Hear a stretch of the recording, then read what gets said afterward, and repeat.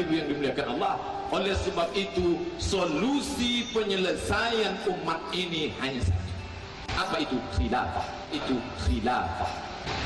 Tegaknya khilafah, maka selesailah masalah. Seperti masalah khilafah yang tadi diceritakan. Saya tidak bisa menilai khilafah itu benar atau tidak, salah atau tidak. Karena saya belum pernah melihat, mendengar, atau memahami apa dalam pikiran mereka yang memperjuangkan khilafah sebagai solusi yang paling jitu untuk mengatasi persoalan dunia ini. Jadi artinya khilafah seperti apa?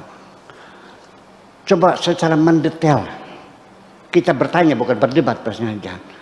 Nanti apa kriterianya seorang khilafah?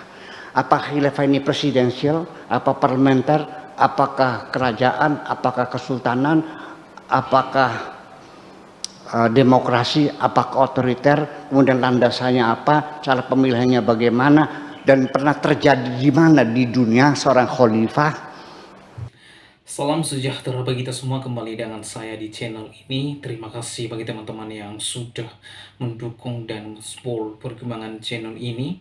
Tuhan Yesus memberkati kita semua. Sekali lagi saya mengajak kita untuk menyaksikan ceramah Kiai Haji Buya Syakur yang sungguh luar biasa hikmat beliau ini. Pada kali ini Kiai Haji Buya Syakur memberikan penjelasan secara tuntas terkait dengan faham khilafah seperti yang dikemukakan oleh Ustadz Abdul Somad berikut ini. Bapak Ibu yang dimuliakan Allah, oleh sebab itu solusi penyelesaian umat ini hanya satu. Apa itu? Khilafah. Itu khilafah. Tegaknya khilafah, maka selesailah masalah. Bapak Ibu, ajarkan ke anak-anak sekarang, hai Ananda, mesti ada dalam keyakinanmu berbaiat kepada khilafah. Mesti ada dalam keyakinanmu akan ada orang yang akan memimpin semesta alam. Kalau tidak, dia akan mati dalam mati jahiliyah. Oleh sebab itu, kita yang mengajarkan saat ini kita lakukan, maka insya Allah walaupun kita mati, dia tetap mengalir sebagai amal jariah. Nah teman-teman, itulah cuplikan video Ustadz Abdul Somad yang mendukung faham khilafah dan bahkan ia mengungkapkan bahwa yang menjadi solusi umat ini adalah khilafah.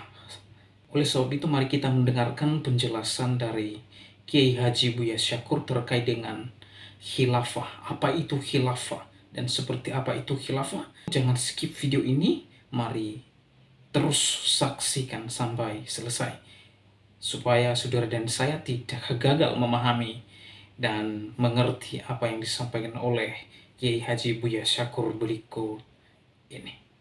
Makna khalifah itu apa? Nah, ini dari kata kho, lam, dan fa. Ini kosakatanya dari kho, lam, dan fa. Seorang makmum yaqra'ul fatihata khalfal imam, itu kalau i'anatul talibin khalfal imam. Khalfa itu artinya di belakang khalfa. Kalau depan amama, jadi khalfa itu sama dengan waro'a. Khalfa mana waro'a. Tapi kalau takhalafa, ketinggalan artinya. Mananya ketinggalan. Kalau khilaf itu pertengkaran. Kalau mukhalafah perlawanan. Nggak habis-habis nih, banyak sekali maknanya. Ya, silakan dibaca sendiri aja Mang Im di Munjid atau di Sahih, Jami' Sahih atau Al-Qamusul Wasit, banyak sekali kamus-kamus gudang ini, puluhan makna khalfa ini. Jadi adapun khalifah sebagai pengganti apa namanya? Sebagai wakil Tuhan. Saya enggak, masa Tuhan diwakili? Wallahu fa'alul lima yurid, wallahu yahdi man yasha wa yudhillu man yasha. Innaka tu'izzu man tasha wa tudhillu man tasha. Innallaha yarzuqu yabsutu rizqa liman yasha. Wah, ngapain pakai wakil, lo bisa sendiri kok. Sehingga istilah menolong Tuhan juga saya masih bertanya, memang Allah perlu pertolongan kamu? Dan sudah saya terangkan ya. Nah itulah maka menjadi persoalan adalah, jadi khalifah ini maksudnya apa? Apakah pengganti Tuhan? Karena dalam peradaban Islam, para sahabat Abu Bakar, Umar, Utsman, Ali itu kan khulafa, jamak dari khalifah. Khalifah itu apa? Khalifah secara makna politis artinya pemimpin kepala negara, namanya khalifah. Lah kenapa disebut khalifah? Abu Bakar itu bukan al-khalifah, tapi khalifatu Rasulillah. Penerus Rasulullah. Bukan pengganti ya, penerus. Nah, kemudian setelah Abu Bakar siapa? Umar. Umar itu khalifati Rasulillah. Kalau Utsmannya khalifati Rasulillah. Kalau Sayyidina Ali khalifati Rasulillah. Setelah itu kembali kerajaan diktator lagi, Muawiyah. Jadi mereka itu adalah legalitasnya adalah sebagai penerus Kanjeng Nabi Muhammad Sallallahu Alaihi Wasallam. Jadi nuansa kekuasaannya masih belum menonjol sebagai raja kayak sebagai khalifah, iya. Karena dia sifatnya meneruskan Kanjeng Nabi. Dan kita lagi sedang menerangkan makna khalifah dulu ini ya. Sehingga Abu Bakar itu dalam pemerintahannya dia memimpin sebagai khalifatul Rasulullah itu, karena dia sebagai penerus maka dia tidak pernah berani mengambil kebijakan-kebijakan yang tidak sesuai, yang berlawanan dengan kebijakan Nabi. Sayyidina Umar membujuk supaya Al-Quran dikumpulkan, dibukukan, ditolak. Alasannya Nabi tidak menyuruh. Bayangkan. Nah itu. Nah Umar mulai agak berani itu. Reba-reba khalifah. dan semuanya akhirnya mati terbunuh semuanya. Mati mengenaskan semua, banjir darah semuanya. Jadi banjir darah semua kan? Banjir darah kan? Abu Bakarnya mati diracun, Umarnya mati ditusuk, Utsman mati dibacok, Ali mati digebukun, istrinya mati digencet, anaknya mati disembelih. Semua khilafah itu semuanya mati terbunuh semuanya. Nah makanya kan nggak salah kata malaikat, may yufsidu fiha wa yasfikud dima, banjir darah. Berarti sudah terjadi kan gitu. Nah jadi artinya yang dikhawatirkan oleh malaikat itu bukan khalifah sebagai wakil Tuhan, tapi khalifah itu artinya yang berkelanjutan, yang makhluk yang berketurunan, yang punya anak cucu dan nanti berkembang biak, nanti kepentingan berbeda dan nanti perang saudara. Itu pengertiannya. Jadi bukan berarti malaikat itu tidak mau bersujud kepada wakil Tuhan, tapi kepada makhluk Tuhan yang berketurunan, nantinya punya anak, punya cucu, dan nantinya berkembang biak menjadi komunitas-komunitas yang berbeda-beda, kepentingannya berlawanan, lalu perang saudara. Itu yang dimaksudkan. Makanya malaikat mengatakan setelah ataj'alu fiha man yufsidu fiha wa nahnu nusabbihu bihamdika wa nuqaddisu lak. Apa tidak cukup kami saja yang selalu bertasbih setiap hari? Nah, di situ Allah marahlah nampaknya. Qala inni a'lamu ma la ta'lamun. Aku yang tahu malaikat, kamu enggak tahu. Kan gitu. Nah, lalu kita lanjutkan lagi. Allah juga sangat bijaksana, maha bijaksana. Ya, penasaran malaikat itu dijawab dengan cara Nabi Adam dicerdaskan, dididik dulu. Wa 'allama Adamal asma'a kullaha. Ya, Allah ngasih ilmu pengetahuan sebanyak-banyaknya kepada Nabi Adam. Setelah cerdas, setelah selesai S3, profesor doktor gitu umpamanya. Lalu dipertemukan dengan para malaikat. Ayo sok malaikat ini buktikan kamu nggak paham. ambiuni bi asma'i haula'i in kuntum shadiqin. Coba malaikat, apa ini apa ini? Ternyata mereka enggak bisa. Qalu subhanaka la ilma lana illa ma 'allamtana. Ya Tuhan, kami enggak tahu kecuali Engkau kasih tahu. Nah, ternyata kan kalah. Pertandingan intelektualitas Adam jauh lebih tinggi. Nah, itu persoalannya. Nah, setelah sadar, oh ternyata yang Allah maksudkan adalah berbeda. Jadi bukan khalifah sebagai wakil Tuhan, tapi khalifah sebagai mahallu tajalli bagi Tuhan. Sebagai tempat penampilan kehebatan Tuhan dalam bentuk replika yang kecil itu. Baru dia paham fasajadu. Setelah malaikat tahu Adam punya kelebihan yang luar biasa, dia mengakui, dia bersujud. Tapi dasar iblis itu orang wataknya sombong. Orang sombong itu tidak pernah mengakui kelebihan orang lain. Pak Julius, orang sombong itu tidak pernah mengakui kelebihan. Sekalipun begitu pinternya Adam, tetap dia mengatakan ana khairum minhu. Betul nggak? Orang sombong, ada orang nyumbang 10.000, buruh tani nyumbang 10.000, besar nggak? Dihinakan dah 10.000, beli apa? Beli cendol. Jadi gimana lagi? Ya, sekalipun dia kiai, ahli ibadah, sombong dengan ibadahnya kok.